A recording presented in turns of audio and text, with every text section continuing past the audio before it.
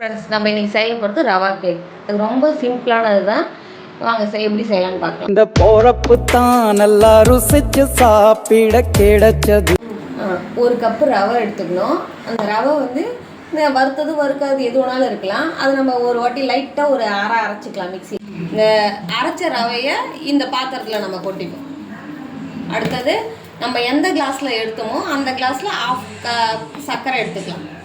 ரவை எடுத்த அந்த கிளாஸ்லேயே ½ கப் சர்க்கரை எடுத்துக்கலாம். இந்த கிளாஸ் சர்க்கரை எடுத்துட்டோம். மிக்சியில் போட்டு அதை கொஞ்சம் கிரைண்ட் பண்ணிக்கலாம். அது கூடயே நம்ம ஃப்ளேவருக்கு எசன்ஸ் எதுவும் வச்சில்ல. எசன்ஸ் இல்லைன்னா நம்ம ஒரு 2-3 ஏலக்காய் போட்டுக்க வேண்டியது தான். ஒரு 3 ஏலக்காய் போட்டுக்கலாம். சர்க்கரை நல்லா பவுடராட்டாக அரைச்சிட்டு வந்துட்டோம். அதை இந்த ரவை கூட ஆட் பண்ணிக்கலாம். இப்போ அதில் 1/4 கப் அளவுக்கு சன்ஃப்ளவர் ஆயில் எடுத்துக்கிறோம். அதை ஒரு மிக்ஸி ஜாரில் சேர்த்துருவோம். அது கூட ½ கப் அளவுக்கு தயிர், புளிக்காத தயிராக எடுத்துக்கலாம்.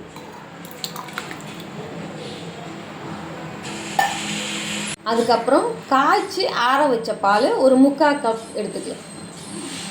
எல்லாமே நல்லா ஒன்றா அரைஞ்சி வந்ததுன்னா நல்லா மிக்ஸ் ஆகணும். இந்த எண்ணெயோடு சேர்த்து எல்லாமே மிக்ஸ் ஆகி நம்ம பீட்ரு இருந்தோம்னா பீட்டரில் அடிச்சுக்கலாம். நம்மக்கிட்ட பீட்ரு இல்லைன்னா நம்ம மிக்சியில் போட்டு நல்லா ஒரு ஓட்டிக்க வேண்டியதுதான்.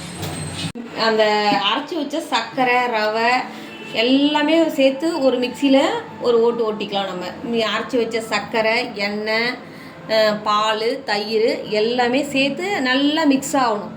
அப்போ தான் வந்து கேக் கூட எல்லாம் நல்லா மிக்ஸ் ஆகி நல்லா ஃப்ளஃபியாக கேக் நல்லாயிருக்கும். நம்ம எப்பயுமே எந்த ஒரு இனிப்பு செஞ்சாலும் அதில் கொஞ்சோண்டு உப்பு சேர்த்தா தான் அந்த இனிப்புக்கு. அதுக்கு ஒரு சிட்டிகை அளவுக்கு உப்பு போதும். இல்லை பேக்கிங் சோடா ஒரு 1/4 ஸ்பூன் போட்டுக்கலாம். பேக்கிங் பவுடர் ஒரு ½ spoon.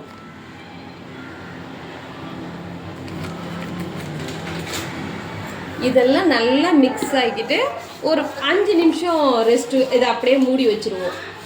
A few moments later. இப்போ இதோட பேக்கிங் சோடா, பேக்கிங் பவுடர் எல்லாமே நம்ம சேர்த்துட்டோம். நல்லா இது மிக்ஸ் கொடுத்துட்டு ஒரு 5 நிமிஷம் இதை மூடி விடுவோம். மூடி விட்டுட்டு அதுக்குள்ளே நம்ம எப்படி கேக் செய்யலாம், குக்கரில் தான் வச்சு செய்ய போகிறோம். அதுக்கு ஒரு தோசைக்கல்லை ஃபஸ்ட்டு ஃப்ரீ ஹீட் பண்ணிக்குவோம். தோசைக்கல் அடுப்பில் வச்சுட்டு இதை ஆன் பண்ணிக்குவோம். அது நல்லா ஹீட் ஆகட்டும். அதுக்குள்ளே இது ஊறிடும். நம்ம அதுக்குள்ளே குக்கரில் எப்படி மாற்றி இது செய்யலான்றதை பார்த்துக்கலாம். இப்போ இந்த குக்கரில் தான் செய்ய போகிறோம். நம்மக்கிட்ட பட்டர் பேப்பர் இல்லைன்னா நம்ம ஒன்றும் கவலைப்பட தேவை. ஒரு A4 ஷீட்டை இந்த அளவுக்கு ரவுண்டாக கட் பண்ணிவிட்டு அதில் வச்சுக்கலாம். அது எப்படி நம்ம பட்டர் பேப்பராக ஆக்குறோம் பாருங்கள். ஒரு சன்ஃப்ளவர் ஆயில் கொஞ்சம் எண்ணெய் ஊற்றிக்கிட்டு இதை ஃபஸ்ட்டு கீழே வச்சிடலாம். கீழே வச்சுட்டு இதை நல்லா ஸ்ப்ரெட் பண்ணி விட்டுட்டு திருப்பி அப்படியே திருப்பி போட்டுக்கலாம்.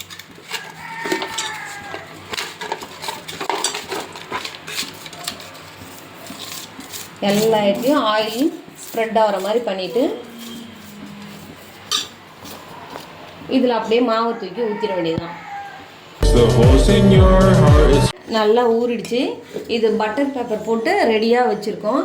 இப்போ இதில் வந்து இந்த நம்ம எல்லாம் மிக்ஸ் பண்ண இதை ஊற்றிக்கலாம். மிக்ஸ் பண்ண கேக் மிக்சரை ஊற்றிக்கலாம்.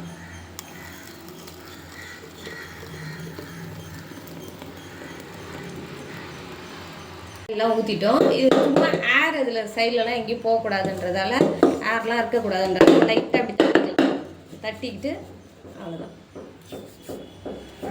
இப்போ இது நம்ம ஏற்கனவே தோசைக்கல்ல ஃப்ரீ ஹீட் பண்ணி வச்சுருக்கோம். அந்த தோசைக்கல் மேலே இப்படி வச்சுருவோம். வச்சுட்டு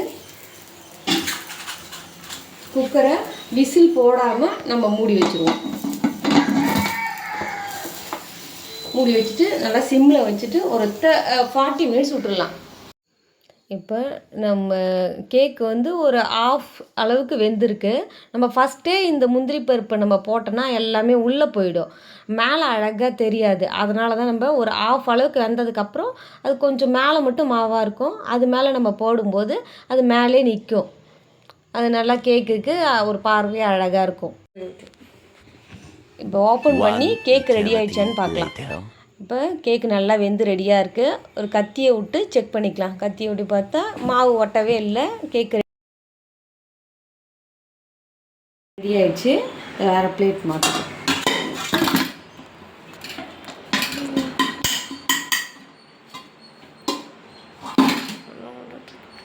ரெடி ஆயிடுச்சு. அழகாக பாத்திரம் எடுத்துடலாம். எப்படி கலர்லாம் அப்படியே கரெக்டான கலரில் வந்துருச்சா?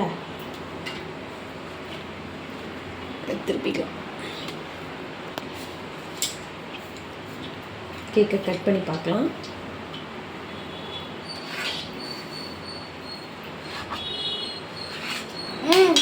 செம்மையாக எக்ஸலண்டான ஒரு கேக் மசாலா.